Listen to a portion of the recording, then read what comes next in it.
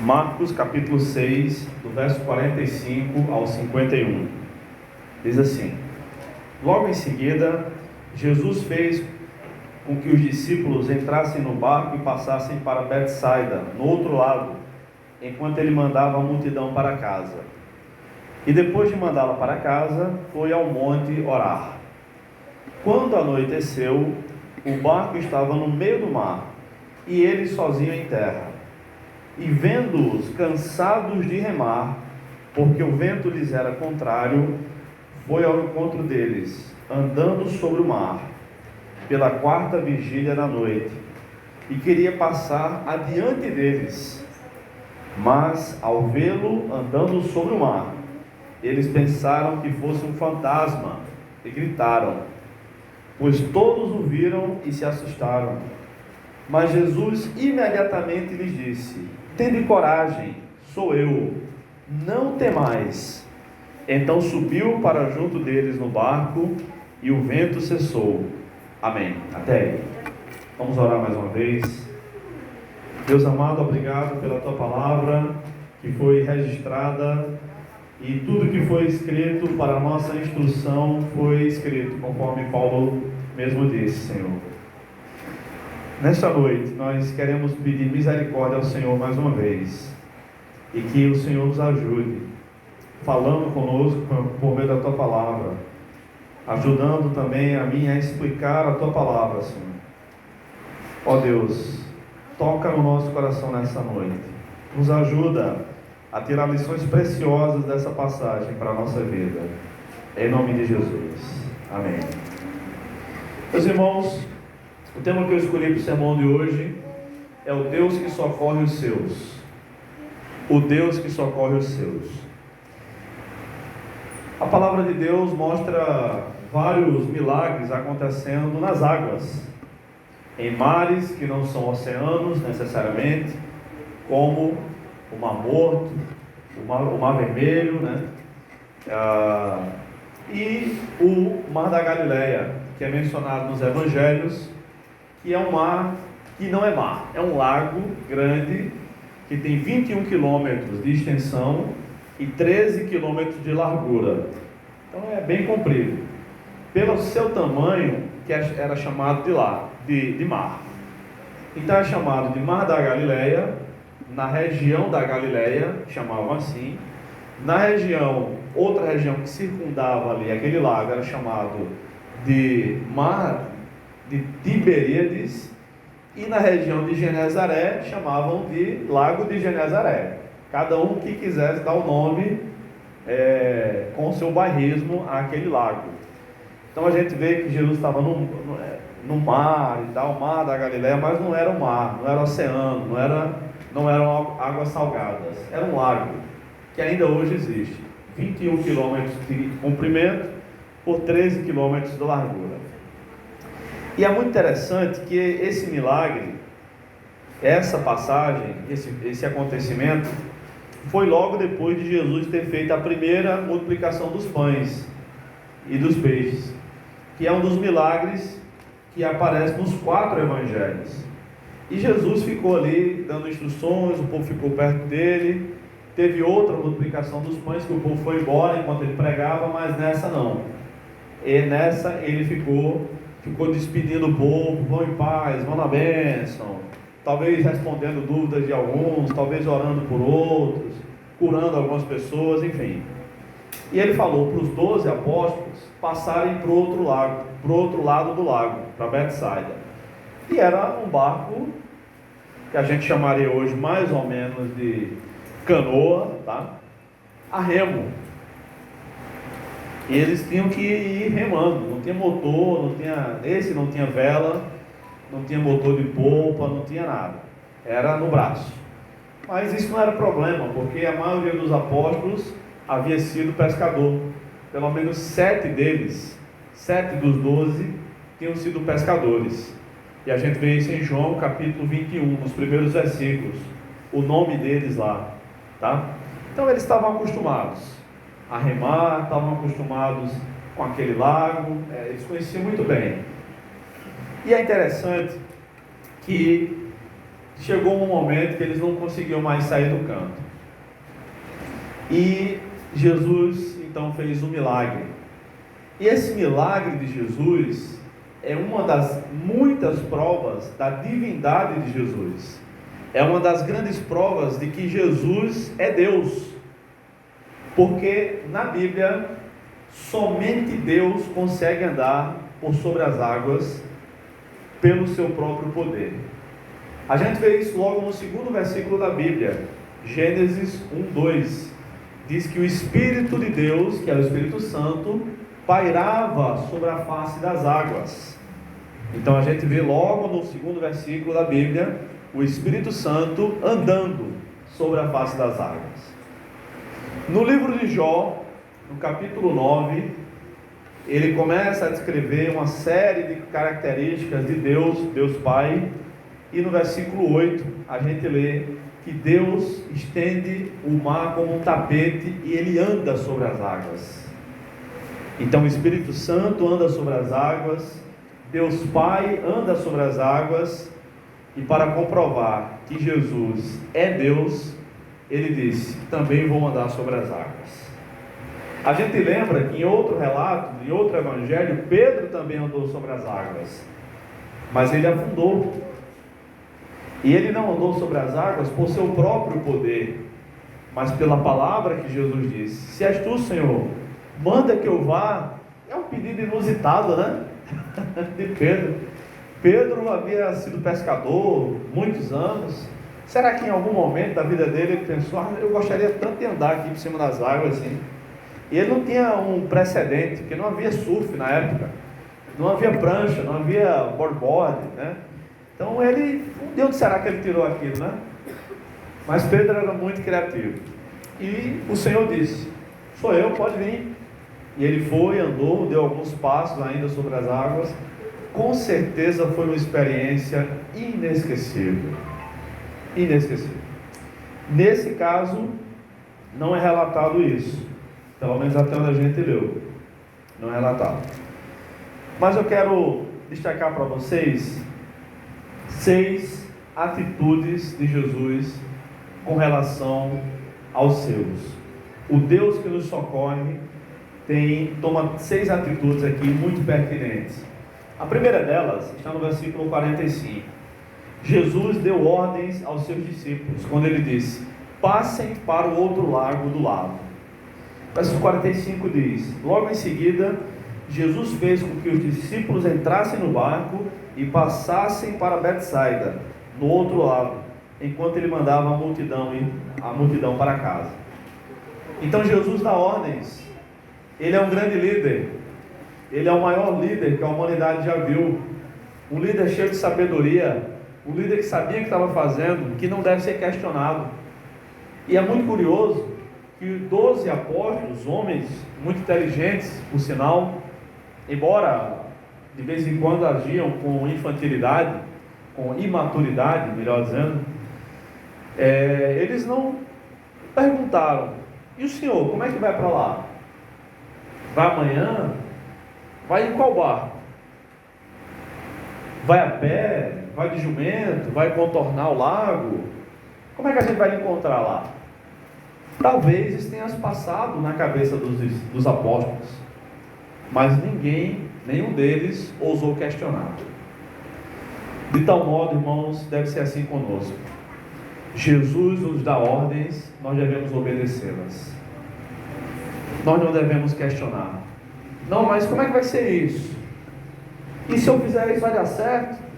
E o senhor não vai? E só vai a gente? E como é que vai ser lá do outro lado? A gente vai chegar lá e fazer o quê? Não, eles não perguntaram nada disso. Se eles tivessem perguntado, com certeza teria sido registrado. Eles entraram no barco, se despediram do Senhor e começaram a remar. Às vezes a gente questiona Deus. Ao longo do livro dos Salmos, há muitos questionamentos. Senhor, até quando? Por quê? Quando será a minha bênção, a minha vitória? Tem esse tipo de questionamento no livro dos Salmos. Não é pecado. Mas quando é um questionamento de dor na alma, a gente pode fazer. Mas quando é para cumprir ordens, nós não devemos fazer. Cuidado aí, tá? Não devemos fazer. O Senhor falou, nós devemos obedecer. Aliás, a Bíblia diz até que é melhor obedecer do que oferecer sacrifícios. Deus não quer que a gente fique questionando Ele. Ele sabe o que é melhor para nós. Ele sabe de todas as coisas. Ele sabe tudo que a gente passa. Ele sabe da nossa capacidade. Se Ele mandou, é porque a gente pode fazer. Todos os discípulos tinham os dois braços. Todos os discípulos tinham condições de remar. Eram 12 homens. 12 homens podiam remar e levar um barco de um lado para o outro do lago. Deus sabe o que vai fazer. Ele sabe as ordens que Ele nos dá. Se Ele mandou, cumpra. Segunda questão, Jesus ora pelos seus discípulos. No verso 46, isso é destacado. O texto diz que depois de mandá-la para casa, mandar a multidão, foi ao monte orar. Então a gente percebe que Jesus trabalhava muito. Não tem nenhum ser humano, nenhum líder que tenha trabalhado tanto, com tanta dedicação como Jesus trabalhou. Muitas vezes ele mandava os discípulos cumprir ordens como essa. Como quando ele foi entrar em Jerusalém, na última semana da sua vida, antes da crucificação, vão lá e peguem o jumentinho, e quando vocês estiverem desamarrando o jumentinho lá, se alguém perguntar por que vocês estão fazendo isso, vocês digam só o seguinte: o mestre precisa dele, e eles vão entender. Então, quando Jesus, por exemplo, em João capítulo 4, ficou na hora do almoço, naquele deserto, lá em Samaria, sentado na beira do poço para tomar uma água, ele mandou que os 12 fossem comprar comida na cidade, e ele ficou na beira do poço. Quem não conhece Jesus, quem nunca se relacionou com Ele, pode até, lendo uma cena dessa, imaginar que ele era um preguiçoso, autoritário. Ele fica na sombra, esperando para tomar água, enquanto manda os seus discípulos irem comprar comida. E outra coisa, para que 12 pessoas irem fazer uma feira que ia ser comida ali? Nem era a feira do mês. Mas ele mandou todos, porque ele sabe sempre o que está fazendo. Jesus multiplicou pães, multiplicou peixes,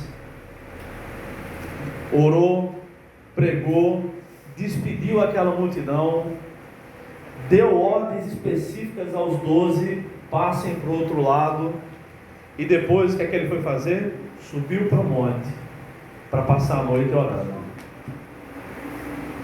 Meu Deus, esse é o nosso Deus, é o Deus que trabalha. É o Deus que trabalha. É por isso que os protestantes são conhecidos historicamente como um povo que trabalha, não como um povo preguiçoso. Porque o Deus que nós servimos é um Deus que trabalha. E em João 5,17, Jesus diz: meu Pai trabalha até hoje, e eu trabalho também. Em Gênesis capítulos 1 e 2, nós vemos o relato da criação, Deus trabalhando todos os dias na semana, e no sétimo dia ele descansou. Significa que ele parou de criar, porque Deus não cansa, e é isso que significa, ele parou de criar. Vocês imaginam como Jesus deveria estar cansado ali? Quantas horas ele já tinha trabalhado naquele dia? O texto não diz, mas diz que ele foi orar. E ele foi orar por quem? Por ele? Certamente para conseguir receber mais poder da parte de Deus, porque é por meio, principalmente pela oração, que nós recebemos poder da parte de Deus, e com certeza pelos seus discípulos também. Jesus foi orar pelos seus discípulos. Abraão orou pelo seu sobrinho Ló, para que não fosse destruído com a cidade de Sodoma e Gomorra. Moisés orou pelo povo que ele liderava, um povo difícil, um povo ruim. Jó orou pelos seus amigos, que só falaram besteira a respeito dele. Jesus e o apóstolo Paulo nos ensinaram a orar pelos nossos inimigos. Nós devemos orar, irmãos. Nós devemos orar. Jesus orou pelos seus discípulos. E ele ora até hoje. A palavra de Deus diz que o Senhor está sentado à destra de Deus Todo-Poderoso, e de lá ele intercede por nós. Até hoje Jesus está no céu orando por nós. Ele é nosso advogado, Ele é nosso Salvador, e Ele é nosso intercessor.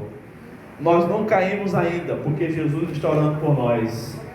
Nós não caímos ainda, porque o Espírito Santo também está intercedendo por nós, às vezes com palavras que nem podem ser expressas, com gemidos inexprimíveis. Vocês aí, e aí, garotinha, atenção. Jesus orou pelos seus discípulos. Em terceiro lugar, no verso 48, Jesus estava olhando para os seus discípulos. Olha só o que aconteceu. Vamos ver os versos 47 e 48. Deixem a Bíblia aberta, irmãos, para irem acompanhando. Quando anoiteceu, o barco estava no meio do mar. Não quer dizer que estava exatamente na metade, não, tá? Os 10,5 km, não. Dos 21. Estava longe. E ele sozinho em terra, olhando, e vendo-os cansados de remar, porque o vento lhes era contrário, foi ao encontro deles. Jesus estava olhando para os seus discípulos. Irmãos,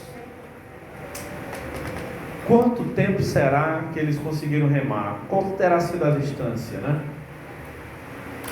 7, 8 quilômetros. Não dá para ver muito bem, não. Um barco pequeno, anoitecendo, ou talvez já com tudo escuro, no meio do mar, a 8 quilômetros de distância. 8 quilômetros é longe. É longe.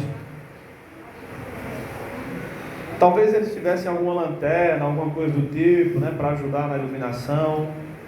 Eles perceberam que iam passar uma parte da noite remando.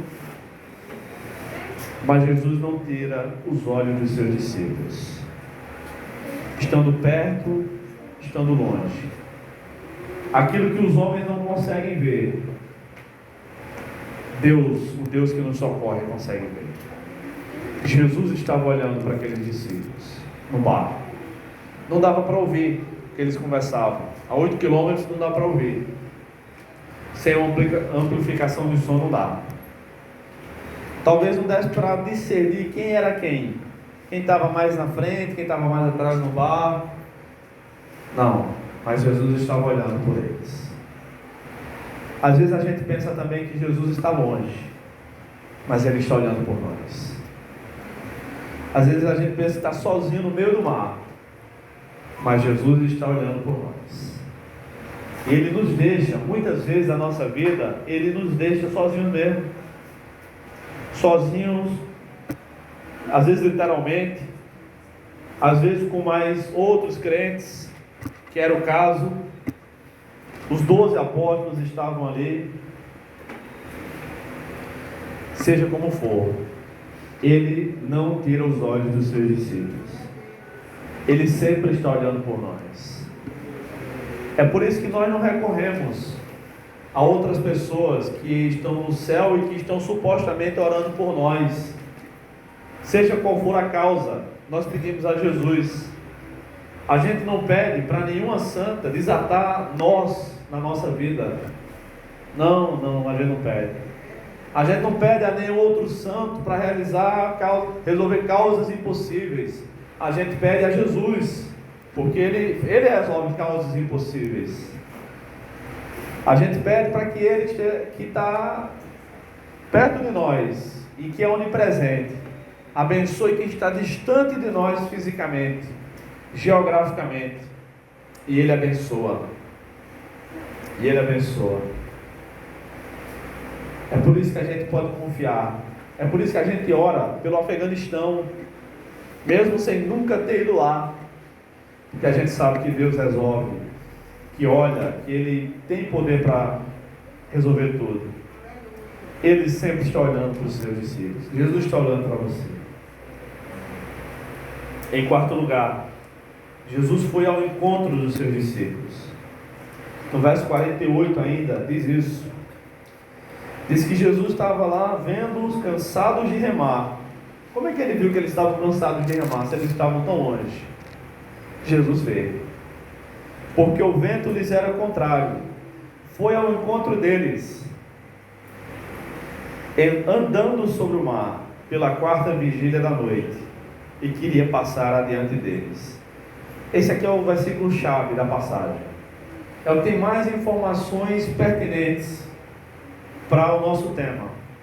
Porque, irmãos, Jesus já tinha multiplicado pães e peixes, já tinha pregado para uma multidão, já tinha despedido essa multidão, já tinha despedido os 12, vamos lá, passem, entrem no barco e vão para o outro lado.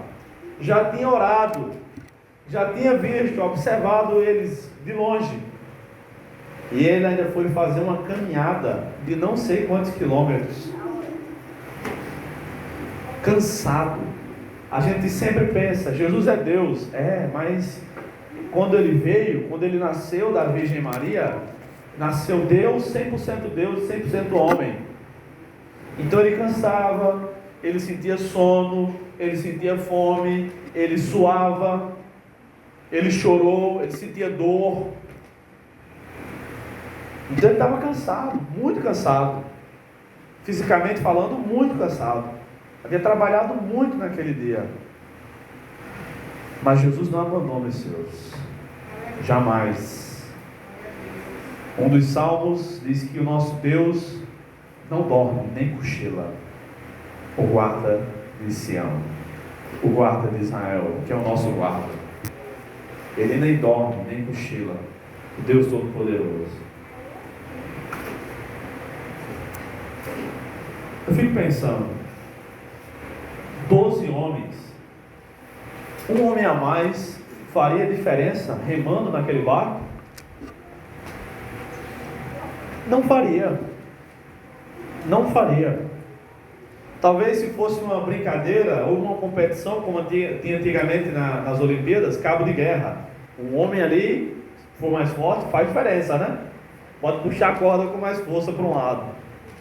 Mas 12 homens remando, um a mais, não ia fazer diferença não. O vento estava contrário a eles, ou seja, a correnteza.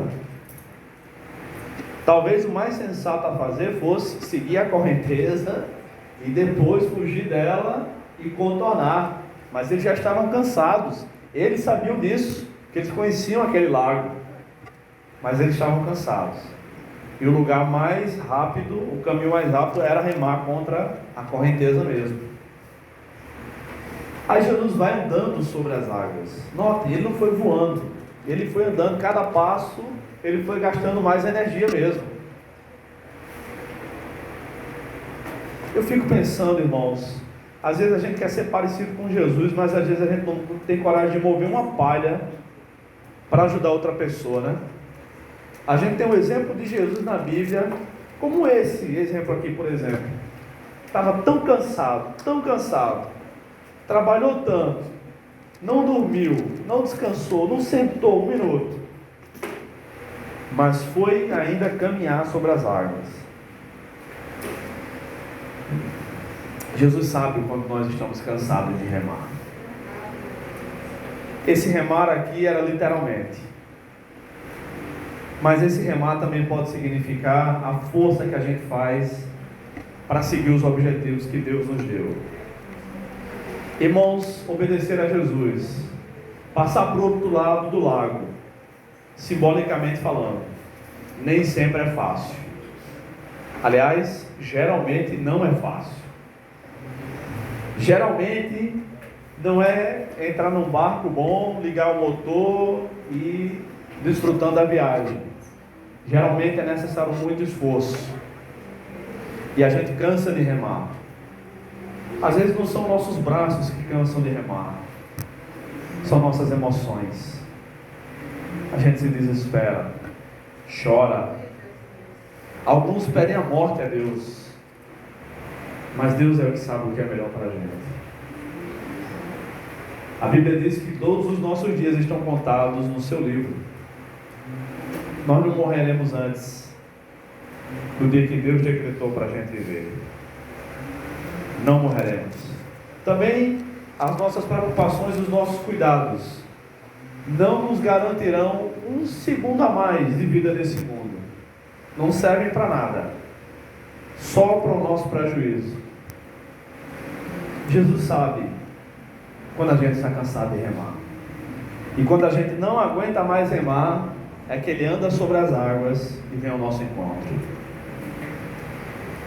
É na hora da crise que Deus chega e nos socorre.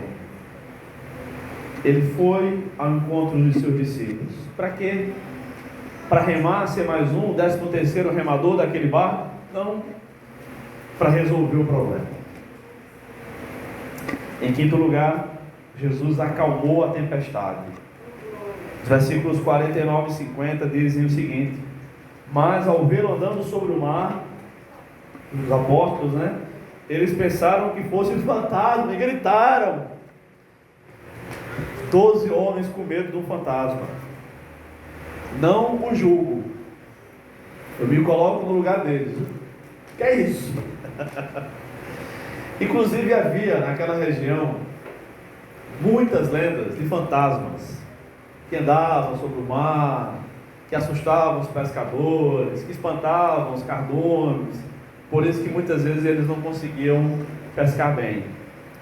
Aí o verso 50 diz: pois todos o viram e se assustaram. É claro. Imagina, você está lá no meio do mar. Digamos que você está no barco parado, está tudo tranquilo.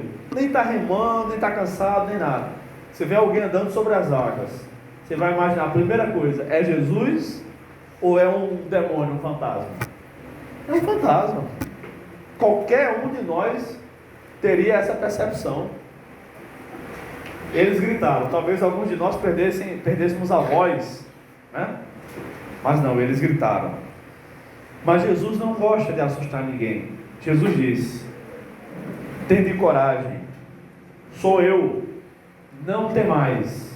Ou seja, sou eu, não precisam ter medo. E entrou no barco. Jesus foi, e ao invés de dizer, de dar uma bronca neles, como é que pode, vocês 12 homens fortes, vocês experientes, sobretudo vocês 7 que foram pescadores, que trabalharam aqui a vida toda, por que vocês não pegaram o melhor caminho, contornaram, fugiram da maré, da correnteza e chegaram do outro lado? Não. Tem hora de dar bronca nos apóstolos, Ele deu, mas tem hora de socorrê-los, e Ele os socorreu. Ele mandou que os discípulos se acalmassem. Não temais. Aliás, aproveitando a ocasião, muitos crentes dizem que existe na Bíblia a expressão não temas por 365 vezes, Todo mundo aqui já deve ter ouvido isso, não é isso? Mas não é verdade. Não é verdade. Eu já contei. Oi? Alô?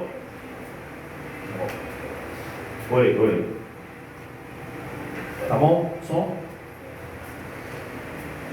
Existe na Bíblia 192 vezes a expressão, juntando tudo: não temas, não tenha medo, não temais, não tenhais medo. Juntando tudo dá 192 vezes. Nem todas são Deus. Nem todas elas é Deus falando para o homem não ter medo. Tem uma delas que é Absalão mandando matar o seu irmão que estuprou a irmã Tamar num palácio, Aminon. Os soldados ficam com medo de matar o filho do rei. Aí ele diz assim: olha, não temam. Então, mesmo dessas 192 vezes que aparece a expressão não temas na Bíblia, nem todas são para nós. Mas quantas expressões, quantas vezes é necessário Deus falar para que a gente acredite? Basta uma. Eis que estou convosco todos os dias até a consumação dos séculos. Não temas, não tenha medo. Estou com vocês, eu vos ajudarei. É suficiente, irmãos. É suficiente. Eles não temeram, pararam. Jesus, então, em sexto lugar, entrou no barco e resolveu os problemas dos discípulos. Está no verso 51. Então subiu para junto deles no barco, e o vento cessou. O Deus Todo-Poderoso, encarnado. Ei, garoto, senta ali. O Deus Todo-Poderoso, encarnado, chegou e resolveu o problema. A Bíblia não diz, nessa passagem, que ele mandou a tempestade se acalmar. Não diz. Não diz que ele tenha pregado um sermão para os apóstolos ali no barco. Ele simplesmente chegou. E quando Jesus chega, ele resolve os problemas. A criação se acalmou. É por isso que os médicos não conseguem muitas vezes aceitar, nem dizer: ah, foi milagre. Eles olham exames, veem que tem um tumor, depois o camarada não fez tratamento, não tomou remédio, não fez nada que a medicina recomenda ainda, às vezes nem começou o tratamento para a cura daquela doença. E aí quando vão fazer o exame novamente, porque a pessoa se sente melhor, aí não encontram mais o tumor, às vezes refazem os exames, e aí diz: olha, eu não sei o que aconteceu, mas não está mais ali, você está curado. Algumas doenças são incuráveis. Uma delas é o lúpus. Lúpus é uma doença autoimune, é uma doença que ataca o próprio sistema, ataca o próprio corpo, né, do indivíduo. Um amigo meu que é pastor, chamado Yuri, tinha lúpus. E ele foi morar em São Paulo, tem uns 2 ou 3 anos, e foi pastorear uma igreja lá. Sofria muito com lúpus, e no frio é melhor para quem tem lúpus do que no calor. Estava vivendo melhor. E um daqueles exames rotineiros, ele percebeu que foi curado. Não tem cura, né? Ele tomava os remédios, fazia o tratamento, mas não era para cura, era para se manter vivo. E aí os médicos não acreditaram, refizeram os exames. Curado. Está curado, para a glória de Deus. Os médicos, nem os homens, nem os demônios conseguem explicar como é que os mortos ressuscitam, como é que gente que tem a metade de um braço, o braço cresce, com mão e tudo. Deus continua a fazer milagres desse tipo ainda hoje, irmãos, em todas as partes do mundo, porque a criação obedece à voz do Criador. Jesus chegou e resolveu aquele problema. Bastou ele entrar no barco. Às vezes a gente ora: Senhor, resolve, e Ele não resolve. Ele está orando por nós. Senhor, o Senhor não está vendo que eu não tenho mais força para remar, e Ele está olhando da areia, e Ele vê que, não, vocês têm força ainda, quando acabar eu vou deixar vocês morrerem afogados não. E aí de repente Ele chega de um jeito que a gente não imagina. Quantas vezes já passei por isso? Meu Deus, como é que o Senhor vai resolver isso? Aí eu fiquei imaginando, que a gente, não é pecado fazer isso, né? A gente, meu Deus, acho que vai acontecer isso, acho que vai acontecer aquilo. E não é de nenhuma daquelas formas que a gente imagina que Deus resolve a situação. É de uma forma inimaginável. Os discípulos podem ter pensado: Vamos orar, vamos pedir que acabe esse vento contrário, vamos botar mais força, vamos dar um gás. Mas eles também estavam cansados. Será que o senhor não está vendo lá da praia? Não, acho que é muito longe, eu não estou nem vendo ele. Como é que ele está vendo o barco?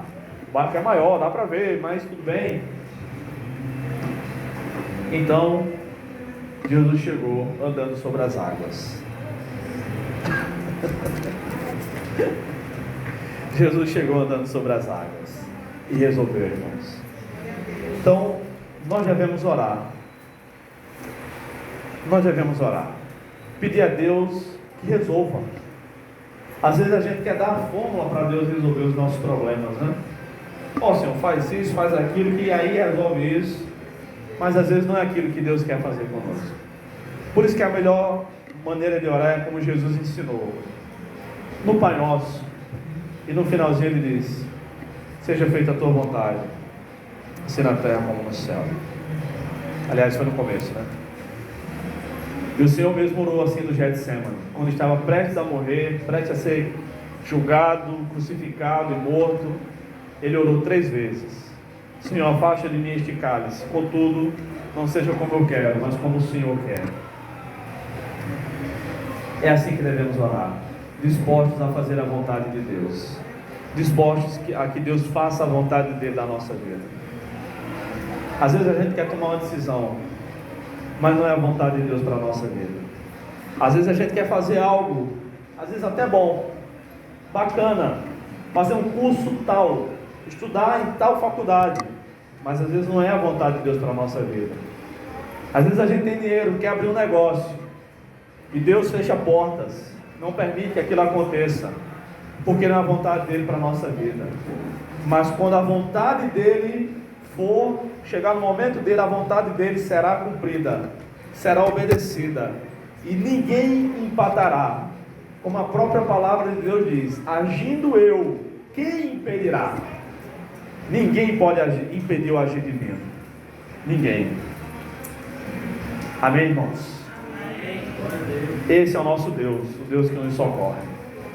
Vamos orar, pedir a Ele que tenha misericórdia de nós. Coloque sua causa diante do Senhor e peça a Ele que faça a sua vontade. Amém. Deus amado, louvado seja o teu nome, Senhor. Obrigado por essas chuvas que caem na nossa cidade. Obrigado, Senhor, por essas crianças que estão aqui, por todos que estão aqui, pelo retorno da irmã Eliette, a comunhão conosco, por ter lhe preservado a vida, Senhor. Tu és o Deus que opera, Tu és o Deus que age. Tem misericórdia da irmã Maria, da irmã Jó, que estão adoentadas. Restaura a saúde delas nessa noite, Senhor. Que nada de mal lhes aconteça. Toma também, Senhor, a vida do pai de Ana que está internado. Faça a tua vontade na vida dele, Senhor. Nós pedimos que o Senhor o cure, que o Senhor o salve, caso ele ainda não te conheça como Salvador. Te peço, Senhor, por aqueles jovens todos que estiveram ontem aqui nessa igreja, que o Senhor continue a martelar no coração deles aquela palavra que foi pregada. Que o Espírito Santo os incomode até que eles se rendam ao Senhor Jesus Cristo. Pai, nessa noite colocamos diante de Ti também as nossas causas. Muitas vezes nos sentimos como os apóstolos no meio do mar, sozinhos, remando contra a maré, cansados e sem a presença do Senhor, sem ver o Senhor perto de nós. Mas nós sabemos, pela fé, que o Senhor está sempre conosco, que o Senhor chegará, o Teu socorro chegará no momento certo. Nos ajuda, nos dá a força necessária até que o socorro venha do Senhor. Te pedimos isso em nome de Jesus. Amém. Amém.